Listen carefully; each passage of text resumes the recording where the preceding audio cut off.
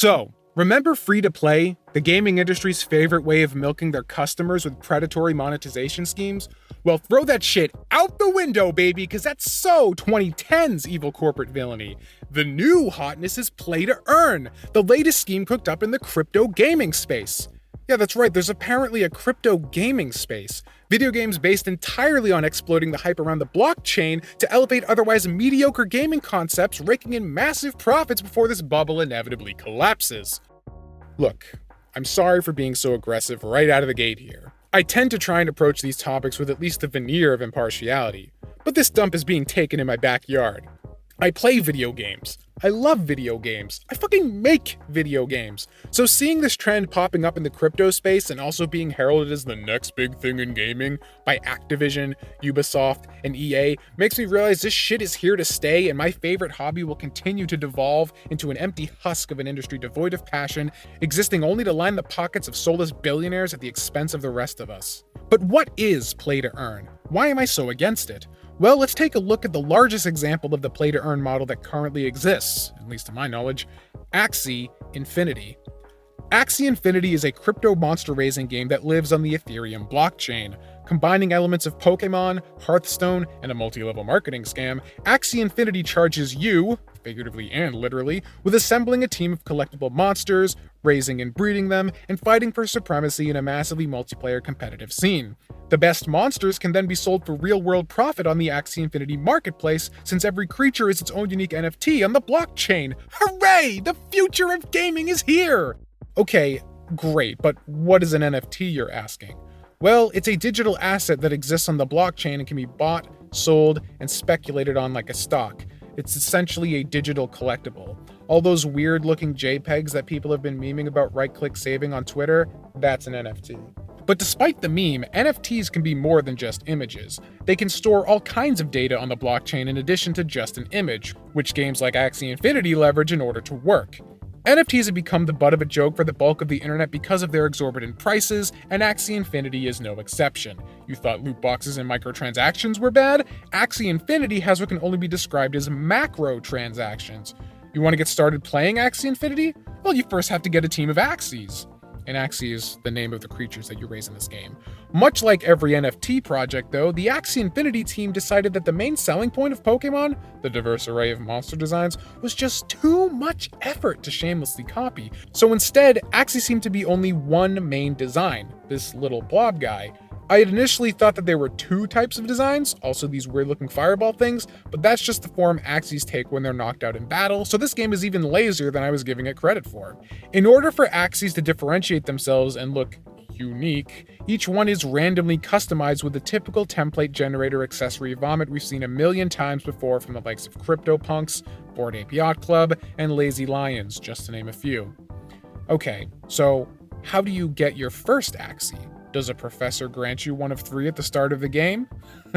oh, that's cute. You're thinking about this like a video game still. You poor sweet summer child. No. Each Axie is an NFT, remember? In order to start playing Axie Infinity, you gotta buy that shit. Looking at the Axie Infinity marketplace, it looks like currently the cheapest Axies currently sell for over $100, and you need at least 3 of them to play.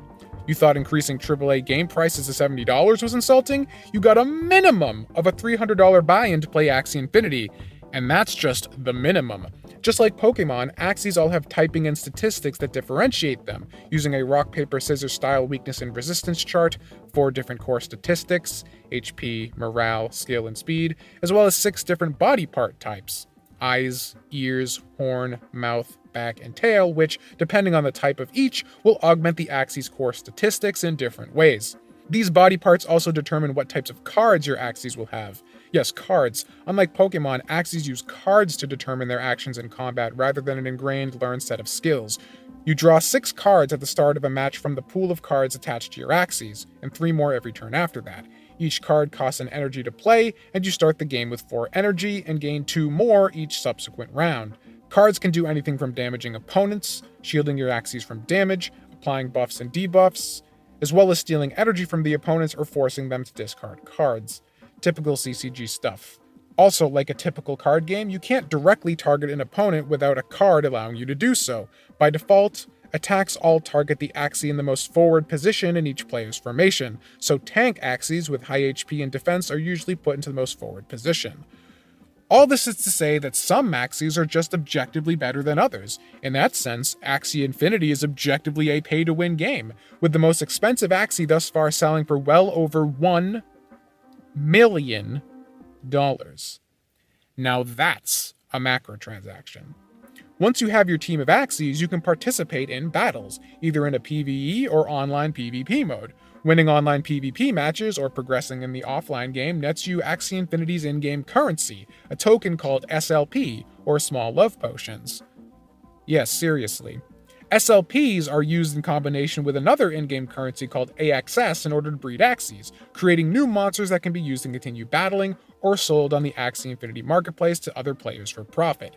Don't want to breed more monsters? The SLP you earn is a crypto token all of its own and can also be sold on the Axie marketplace or other crypto market sites like Binance or Uniswap. Everything is a capitalism. Now, that's all well and good, but what if you don't have $300+ to blow on a fucking video game? Are you screwed? Of course not.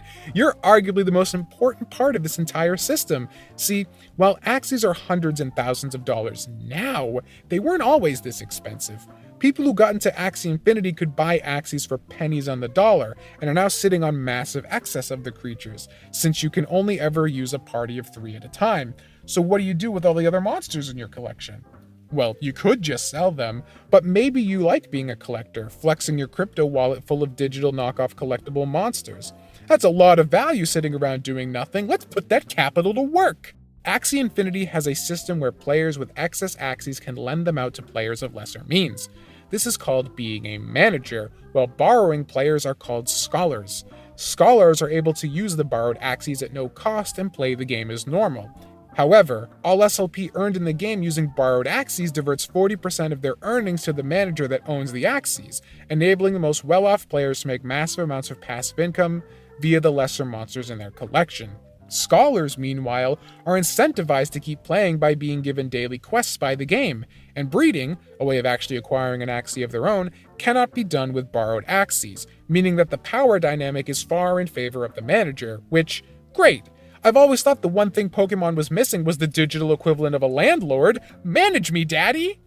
And landlord is probably more of an apt term than you'd think. Not content to merely sell the monsters themselves, Axie Infinity, like all these crypto projects, has a roadmap that outlines their plans to expand the project as it continues to be adopted by more users. In addition to selling items to use with your Axies, virtual land is also up for sale, to be implemented in the future of the game. Plots of land are already selling on the marketplace for anywhere from $30,000 to over $500,000, so better get in early. Axie is going to the moon!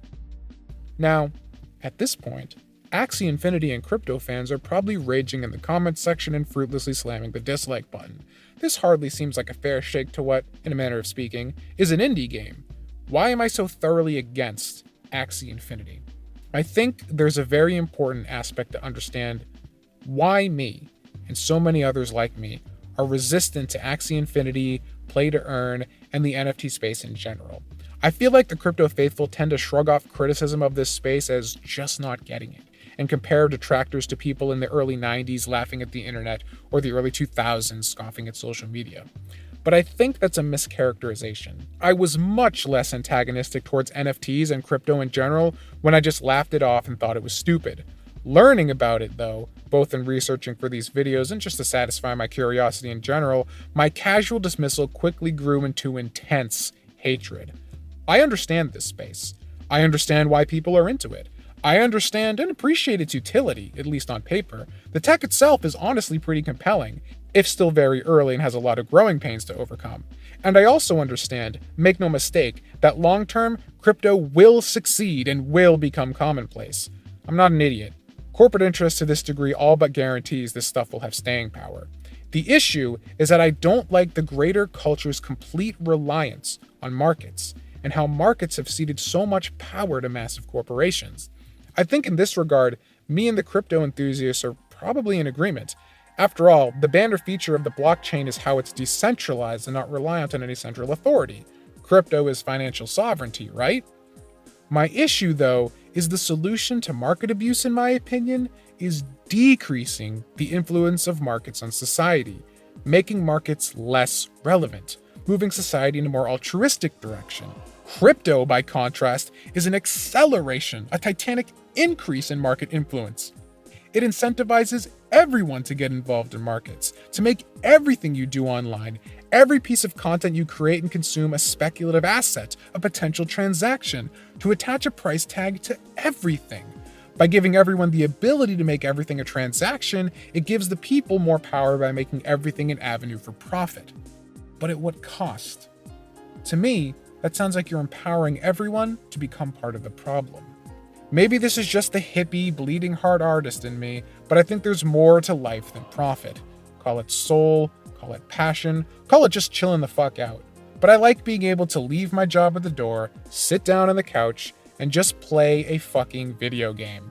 This is why I could never get on board with microtransactions and in-app purchases. It was an encroachment of capital on entertainment, business poking its head back into leisure.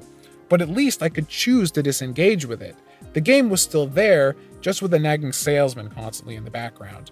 Now, Play to Earn wants to make me the salesman, to make everyone the salesman. Axie Infinity is literally a hyper-extension of everything the hardcore gaming crowd has been deriding AAA publishers for doing for over a decade now. The crypto space has taken what has been described as predatory business scams and expanded it in a way that the EAs and Activisions of the world had never even dared dream before. But they sure as hell are now. Want us to look no further than Ubisoft's Quartz blockchain project to see that these companies are so impressed by your blatant greed that they're copying you now instead of the mobile market. That's impressive in its implied level of evil.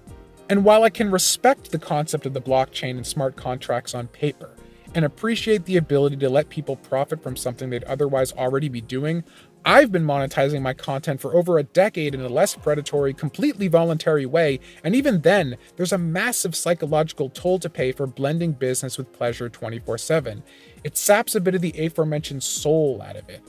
I think there was a better word for that, right? What was it again? Oh right, fun.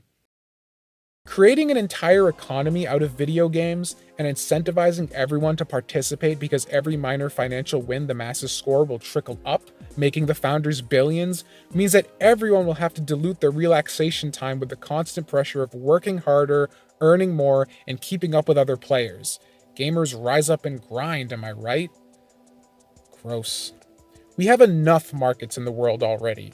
Too many. I refuse to believe that the point of being alive is to sell things. I think the human experience exists in spite of that, not because of it.